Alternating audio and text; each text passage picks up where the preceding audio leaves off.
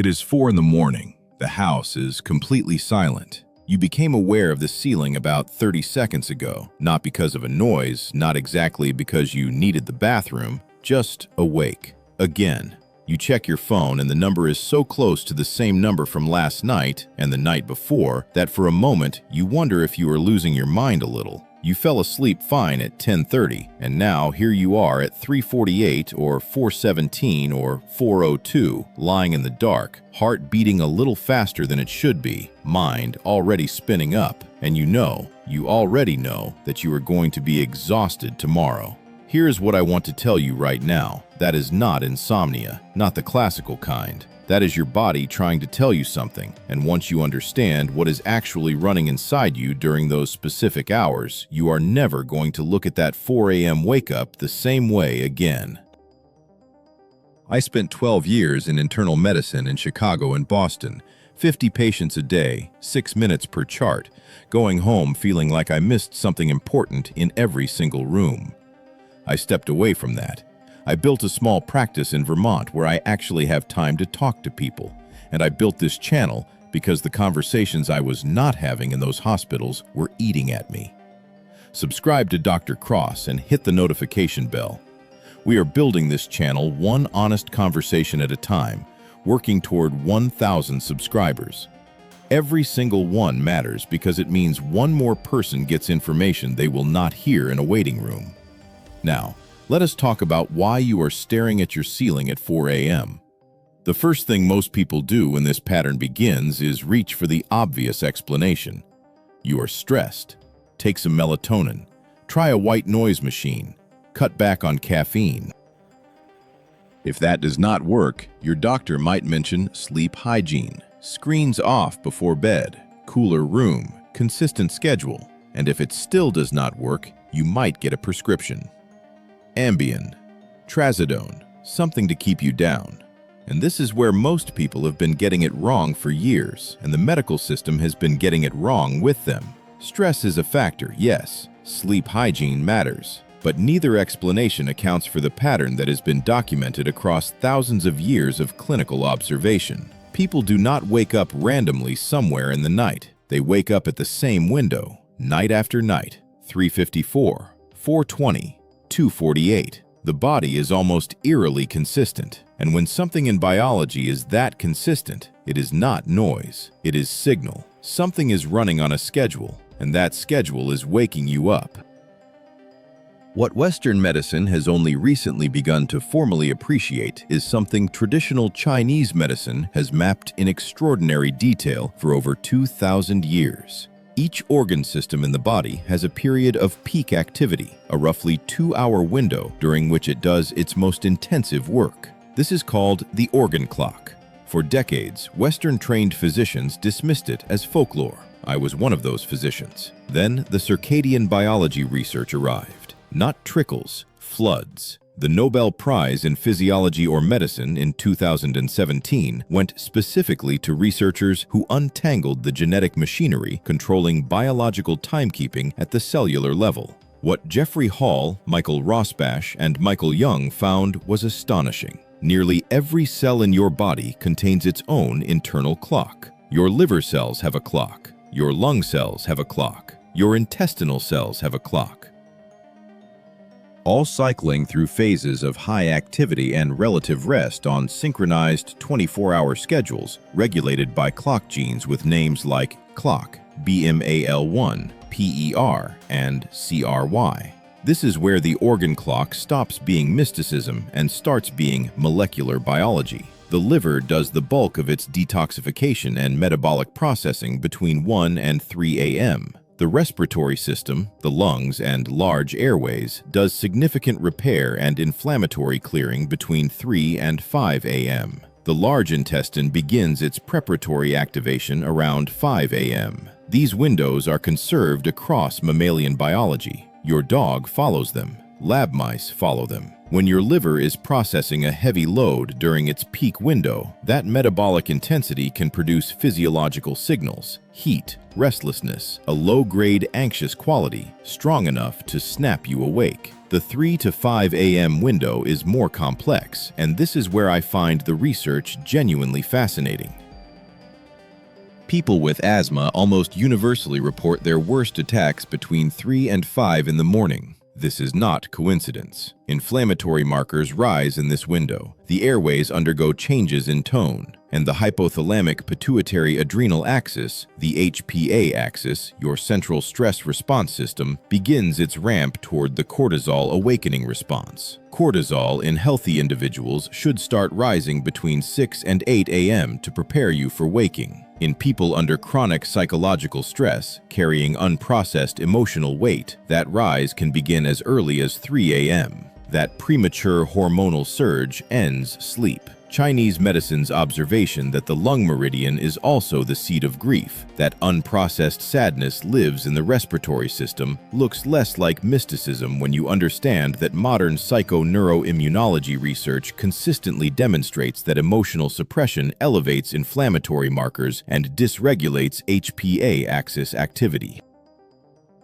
Your grief and your 3 a.m. airways are having a conversation you may not be aware of. But here is the piece that most people completely miss, and it may be the most common cause of 4 a.m. waking of all: blood sugar. If your dinner was carbohydrate heavy, pasta, rice, bread, a few drinks, your blood glucose rises, insulin responds, and glucose is shuttled into storage. In people with insulin resistance or a tendency toward reactive hypoglycemia, blood sugar can drop to danger zone levels 8 to 10 hours after that last meal. The body treats this as an emergency. The adrenals release adrenaline. Cortisol spikes earlier than it should. The liver dumps stored glycogen to raise glucose back up.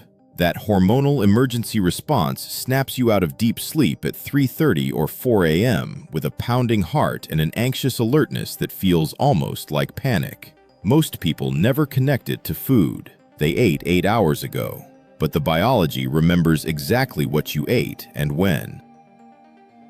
How old are you? Drop your number in the comments. I ask because after 50, the liver's processing pace and the cortisol curve pattern operate very differently than they do at 35. And knowing who is watching helps me create content that actually applies to your situation. Let me tell you about Marcus. Marcus was 47 when he came to see me at the Vermont practice. He was a contractor, built houses, renovated kitchens, the kind of man who took pride in physical capability and was genuinely uncomfortable talking about anything involving his body that he could not fix with his hands. He came in about knee pain, which is how a lot of men his age come in. Safe entry point. But in the third appointment, almost as an aside, he mentioned the waking. 14 months of it, between 3:30 and 4:15 every single night.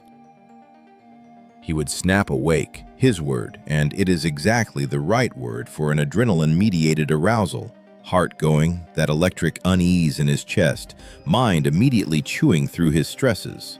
Difficult year in the business, marriage rough since his youngest left for college, an estranged brother he had stopped talking to 3 years earlier. His evenings, dinner around 7, usually pasta or potatoes, 2 beers, television until 11, then bed. Fell asleep immediately, could not stay there. I had 3 hypotheses running at once. First, blood sugar crash. The carbohydrate-heavy dinner plus 2 beers was a setup for nocturnal hypoglycemia. Beer raises glucose, then drops it. 8 to 10 hours later, the emergency response fires.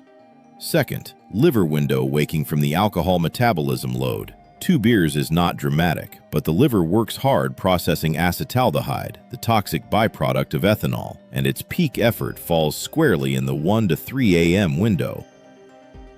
Third, the unprocessed stress around his marriage, his brother, and the business was pulling his cortisol curve earlier than it should have rise, waking him before the body was ready to begin the day. All 3 mechanisms were probably stacking on top of each other. The body does not choose one explanation. We made changes in sequence over 6 weeks. Within 12 days of the first change, dietary, Marcus was waking once or twice a week instead of every night. By the end of 6 weeks, he was sleeping through to 5:30 or 6 consistently. In our follow-up, he barely mentioned the knee. What he talked about was how different he felt. Cognitively clearer, emotionally more even. He said 14 months of broken sleep had made him someone he did not quite recognize, short-tempered with his wife, less patient with his crew, second-guessing business decisions. He had attributed all of it to stress. The stress was real. But the fractured sleep was amplifying every bit of it by a factor he had not accounted for. Before we get into the protocol, I need to stop for the red flags, because some of what I am describing can be a symptom of something that requires medical evaluation rather than a YouTube protocol. And I take that responsibility seriously. If your nighttime waking is accompanied by chest pain, pressure, or tightening, go to a doctor, not to a YouTube video. If you wake gasping or someone has told you that you stop breathing during sleep, that is obstructive sleep apnea and it needs proper diagnosis. If you are soaking through clothing or sheets with night sweats, that warrants a workup. It can indicate hormonal imbalances, lymphoma, or infection. If the waking came on suddenly alongside unexplained weight loss or persistent illness, please see a physician. If you are on blood pressure medications, beta blockers, corticosteroids, antidepressants, or thyroid medications, your 4 a.m. wake-up may have a pharmacological cause that needs to be reviewed with your prescribing doctor. This protocol is for people with lifestyle-driven circadian disruption. It is not a substitute for clinical evaluation when something more serious is in play. Now, the protocol. The first thing I want you to do before implementing anything is track your waking time for 1 week. Write down every morning the time you woke, what you ate for dinner and when, whether you had alcohol, your stress level on a rough scale of 1 to 10, whether you felt warm when you woke, and the quality of light in your room. 7 days of this data will tell you more about your sleep architecture than most standard medical workups, and it will help you identify your primary mechanism. If you are waking between 1 and 3 a.m., the liver is your primary suspect. Stop eating 3 hours before bed. When the liver is processing active digestive traffic from a late meal, it cannot devote full resources to its overnight detoxification work. That 3-hour runway significantly reduces metabolic burden during the window. Add milk thistle, standardized to 70 to 80% silymarin content. 150 to 200 milligrams taken in the early evening. Silymarin protects liver cell membranes, supports cellular repair, and has anti-inflammatory effects in liver tissue across multiple human studies. In the early evening, drink dandelion root tea. 1 rounded teaspoon of dried root steeped 15 to 20 minutes in 1 cup of hot water. Dandelion is a mild choleretic. It stimulates bile flow and makes it easier for the liver to excrete processed compounds. The bitterness is part of the mechanism. Increase cruciferous vegetables, broccoli, cauliflower, Brussels sprouts, kale, to 2 to 3 servings daily. They contain glucosinolates that upregulate the liver's phase 2 detoxification enzymes, the machinery that converts partially processed compounds into water-soluble forms the body can actually eliminate. If the blood sugar mechanism fits your pattern, carbohydrate-heavy dinner, alcohol in the evenings, waking around 3:30 to 4:30 with a pounding heart, the intervention is almost embarrassingly simple. Eat a small protein and fat snack about 1 hour before bed. 2 to 3 ounces of turkey or chicken. A tablespoon of almond butter with a few apple slices. 4 ounces of plain, full-fat Greek yogurt. 2 hard-boiled eggs. A small handful of mixed nuts with a piece of cheese.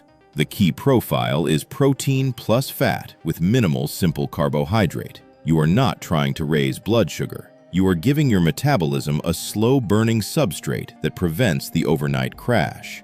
Avoid refined carbohydrates in that pre-bed snack entirely. No crackers, no toast, no sweetened anything. Also, restructure dinner itself. Protein first, then complex carbohydrates. Brown rice instead of white. Sweet potato instead of mashed. Legumes instead of bread. 3 to 5 ounces of protein.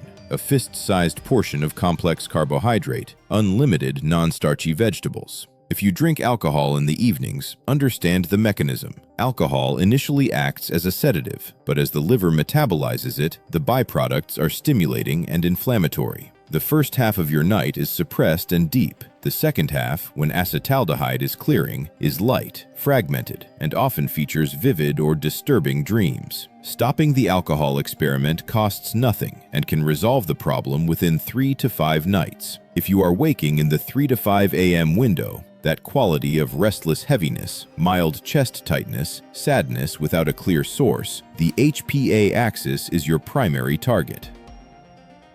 The pre-bed breathing practice is your highest leverage tool in this window. The 4-7-8 breath. Inhale through the nose for a count of 4, hold for 7, exhale through the mouth for 8. The extended exhale is the critical element. It activates the vagal brake on heart rate and promotes parasympathetic tone. 4 cycles before bed, less than 90 seconds. If you wake in this window, do the breathing before you reach for your phone. It is more effective than anything else you will do at 3 a.m. Add magnesium glycinate, 200 to 400 milligrams, 30 to 45 minutes before bed. Magnesium supports GABA receptor activity, which promotes neural inhibition, the quieting of excessive neurological activity that allows sleep to deepen and sustain. Roughly 50 to 60% of American adults are estimated to be magnesium deficient based on dietary data, so this is addressing a genuine and common nutritional gap, not a fringe supplement. If the unprocessed emotional component resonates with you, grief you have compartmentalized, anger with no outlet, loss you have not fully attended to, consider James Pennebaker's expressive writing protocol. 15 minutes per day for 3 to 4 consecutive days, writing specifically about emotionally unresolved material. Not a gratitude journal, not a to-do list, the thing you do not want to think about. Research from Pennebaker's lab demonstrates measurable improvements in immune function, inflammatory markers, and sleep quality from this practice. Putting difficult emotional material into narrative language reduces amygdala activation and the HPA dysregulation that drives early cortisol release. For your sleep environment, regardless of which window is yours, your bedroom temperature should sit between 60 and 67 degrees Fahrenheit. Core body temperature has to drop for sleep to deepen and sustain. Many people sleep in rooms too warm to allow that drop, and ambient heat prevents the body from cycling through its deepest repair stages. Blue light from phone screens, tablets, LED lighting directly suppresses melatonin production by activating melanopsin receptors in the eye. Melatonin is not a sleeping pill. It is a darkness signal. Blue light at 9 p.m. tells your brain it is still mid-afternoon. Screens off 1 hour before bed, or blue light blocking glasses for the last 90 minutes. Charge your phone in another room. Whether the disruption is truly electromagnetic or simply the vigilance expectation that comes from knowing the phone is there, removing it from the nightstand costs you nothing and eliminates a variable. Buy a $5 alarm clock. The implementation plan is 4 weeks and sequential. Week 1, only track. Record waking time, dinner content and timing, alcohol, stress rating, room temperature approximation, whether you felt warm when you woke. Collect data, change nothing. Trying to change everything simultaneously makes it impossible to know what worked. Week 2. Implement the intervention most relevant to your window, the pre-bed snack and dinner restructuring for blood sugar waking, the milk thistle and eating cutoff for liver window waking, the breathing practice and magnesium for the 3 to 5 a.m. window. Implement the room environment changes this week regardless of your pattern, temperature, lighting, phone location. Week 3. Add the herbal support. Dandelion root tea for the liver window. For the lung window, passion flower tea. True Passiflora incarnata, steeped 15 minutes in 1 cup of hot water, drunk 30 to 45 minutes before bed. A randomized controlled trial in phytotherapy research found adults who consumed passion flower tea daily for 1 week showed significantly improved sleep quality scores compared to placebo. Week 4. Evaluate. Most people who are consistent see meaningful improvement within 2 to 3 weeks. If you are at 4 weeks with no change at all, bring your tracking data to your physician. That data, in a conversation with someone who can examine you, is the right next step. How old are you? Drop your age and your wake-up time in the comments. I genuinely read every one. If I see 30 people writing that they wake at 3:15 and they are all over 55 and on statins, that is a conversation I need to have on this channel. The comments here are not just engagement, they are clinical pattern recognition. There is one more thing I want to say before we close. The relationship between the organ clock framework and modern circadian biology is not one of opposition, it is convergence. Traditional Chinese medicine built its organ clock through 2,000 years of careful clinical observation. Generations of physicians watching thousands of patients, noticing that people with liver stress tended to wake in a specific window, that people with respiratory and emotional burden tended to wake in another. They had no clock genes, no cortisol assays, no polysomnography. They had eyes and ears and accumulated pattern recognition.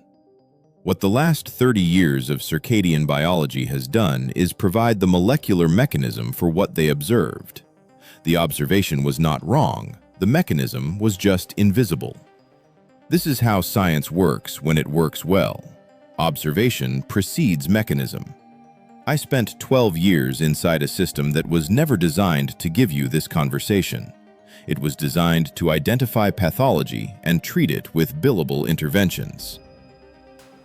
It was not designed to explain why your body does what it does at 3:58 in the morning, or what the conversation between your liver and your sleep architecture looks like, or how the grief you have been carrying for 3 years might be pulling your cortisol curve earlier every single night and costing you 2 hours of sleep every day. That conversation does not fit in 7 minutes. It does not generate a billing code, and so it does not happen. That is why this channel exists, because you deserve the full picture. I am Nathan Cross. I spent 12 years inside a system that was never designed to give you this conversation. That is why this channel exists. Subscribe, leave a comment, and share this with someone who needs to hear it. The only way this information reaches the people who need it most is if you help it get there.